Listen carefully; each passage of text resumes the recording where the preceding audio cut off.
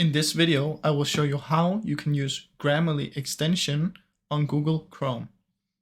First, what you need to do is you need to go into grammarly.com/browser/Chrome, or just search in the Google Grammarly Chrome extension. Now, once you're in here, you're going to click on Add to Chrome. It's free. Click on it, add the extension to your browser.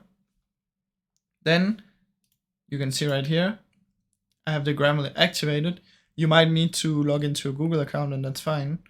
Once you've done that, it should be right here or in here. Then I have it activated on my docs right now. So as you can see, there will be a lot of lines on the different words. So if I hover the mouse over misspellings, it will say correct your spelling, misspellings. I can click on it and it will fix it. And these are all for the errors that you can see Grammarly will solve. You can see in here I have not unlocked premium, but I have all the free features.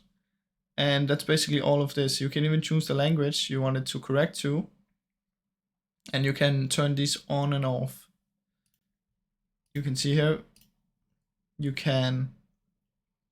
need premium to some of these. I just have the free version, but you can get it to correct your text and remove the punctuation and commas and stuff. And here you can see you can remove some of the words and rewrite it in a better way. So basically it's free and it's a cool, useful software, and I enjoy having Grammarly on my Chrome browser. Of course, you can upgrade to a premium plan if you want.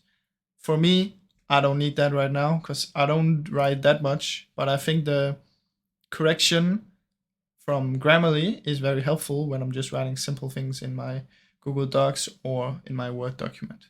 And that's how you do it, guys. Thank you so much for watching.